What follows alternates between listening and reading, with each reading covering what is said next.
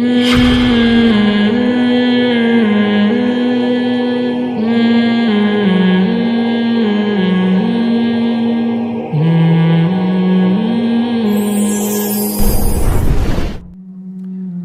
عبداللہ ابن عمرو بن العاص رضی اللہ عنہ سے روایت ہے کہ میں نبی صلی اللہ علیہ وسلم کے پاس آیا. میں نے عرض کیا یا رسول اللہ اپنے ہاتھ کو پھیلائیے تاکہ میں آپ سے بیعت ہو جاؤں.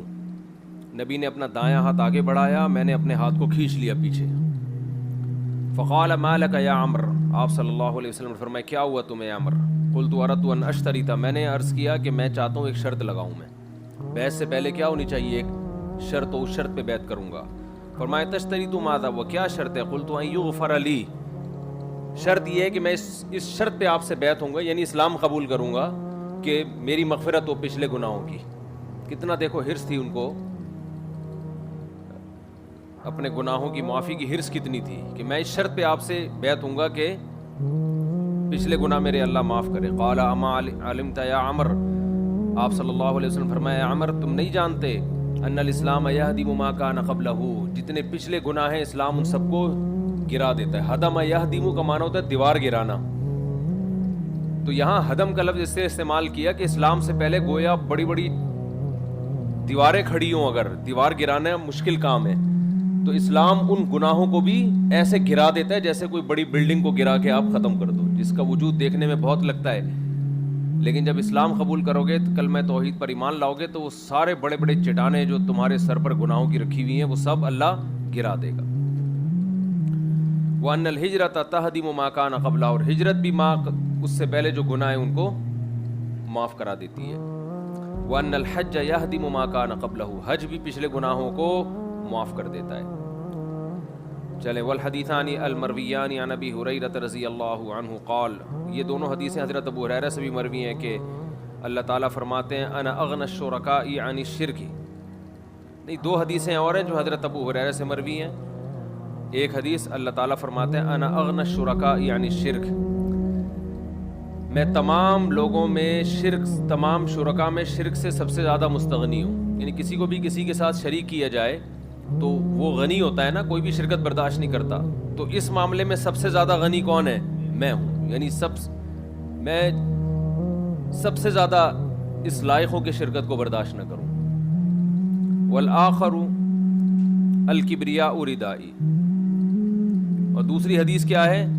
الکبریاء ردائی, کہ نبی صلی اللہ علیہ وسلم نے فرمایا, اللہ تعالیٰ فرماتے ہیں الکبریاء ردائی, تکبر میری چادر ہے. کہتے ہیں سنذکرھا فی باب الریاء والکبر, ان حدیثوں کو ہم ریا اور کبر کے باب میں ذکر کریں گے انشاءاللہ تعالی. الفصل الثانی,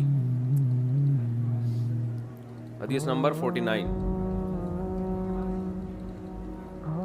جی آواز نہیں آ رہی, چلو یار اسپیڈ مارو, اسپیڈ مارو. جی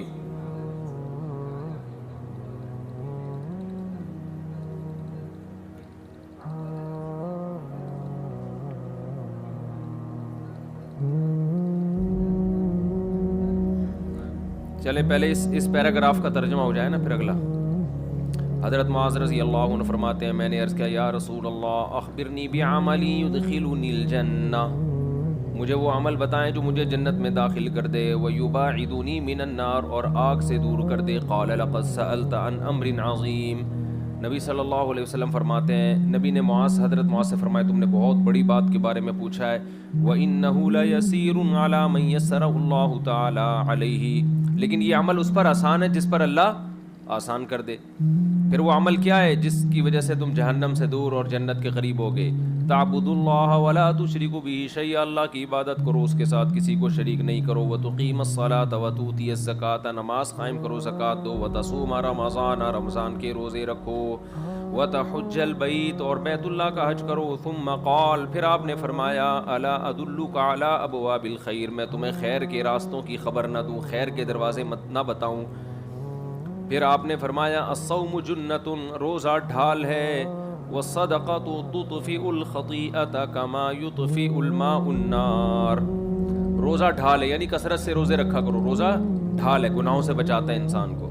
صدقہ گناہوں کو ایسے مٹاتا ہے جیسے پانی آگ کو مٹاتا ہے.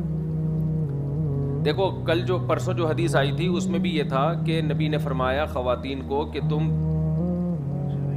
لعنت کرتی ہو، ٹھیک ہے نا، اور یہ کرتی ہو جس کے جہنم میں جاؤ گی، تو اس کی حدیث کا شروع کیا تھا تصدقنا، صدقہ کیا کرو. تو اس سے پتہ چلتا ہے کہ اگر بالفرض کوئی گناہ نہیں چھوٹ رہا، گناہ سے تو اصل توبہ کرنا ہی ہے، تو ساتھ ساتھ صدقہ بھی کرتا رہے انسان. جیسے گناہ اللہ کے غضب کو جوش میں لاتا ہے، صدقہ اللہ کے غضب کو ٹھنڈا کرتا ہے. کتنی زبردست حدیث ہے کہ صدقہ گناہ کو ایسے بجھاتا ہے، اطفاء یطفئ کا معنی بجھانا، جیسے پانی آگ کو بجھاتا ہے.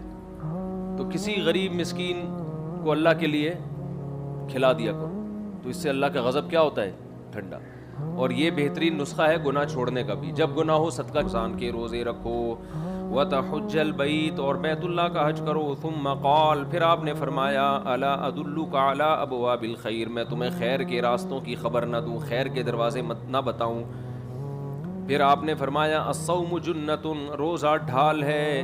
والصدقۃ تطفئ الخطیئۃ کما یطفئ الماء النار، روزہ ڈھال ہے یعنی کثرت سے روزے رکھا کرو. روزہ ڈھال ہے، گناہوں سے بچاتا ہے انسان کو. صدقہ گناہوں کو ایسے مٹاتا ہے جیسے پانی آگ کو مٹاتا ہے. دیکھو کل جو پرسوں جو حدیث آئی تھی اس میں بھی یہ تھا کہ نبی نے فرمایا خواتین کو کہ تم لعنت کرتی ہو، ٹھیک ہے نا، اور یہ کرتی ہو جس کے جہنم میں جاؤ گی، تو اس کی حدیث کا شروع کیا تھا تصدقنا، صدقہ کیا کرو. تو اس سے پتہ چلتا ہے کہ اگر بالفرض کوئی گناہ نہیں چھوٹ رہا، گناہ سے تو اصل توبہ کرنا ہی ہے، تو ساتھ ساتھ صدقہ بھی کرتا رہے انسان. جیسے گناہ اللہ کے غضب کو جوش میں لاتا ہے، صدقہ اللہ کے غضب کو ٹھنڈا کرتا ہے. کتنی زبردست حدیث ہے کہ صدقہ گناہ کو ایسے بجھاتا ہے، اطفاء یطفئ کا معنی بجھانا، جیسے پانی آگ کو بجھاتا ہے. تو کسی غریب مسکین کو اللہ کے لیے کھلا دیا کرو، تو اس سے اللہ کا غضب کیا ہوتا ہے؟ ٹھنڈا.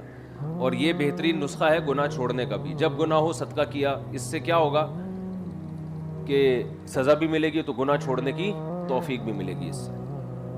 چلو بھائی، اسی طرح آپ نے فرمایا وصلاۃ الرجل فی جوف اللیل، اسی طرح رات کے آخری حصے میں نماز پڑھنا، یہ بھی گناہوں کو مٹاتا ہے. یہ بھی خیر کے ابواب میں سے ایک.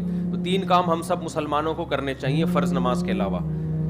نمبر 1 نفلی روزے، نمبر 2 صدقہ اور خیرات، نمبر 3 رات کے آخری حصے میں نماز. اور یہ تینوں کام مارکیٹ سے کیا چل رہے ہیں؟ شارٹ چل رہے ہیں. چلو بھائی، ثم تعالی، پھر اللہ کے نبی نے آیت تلاوت کی تھا تجافا جنوبہم عن المضاجع حتی بلغ یعملون.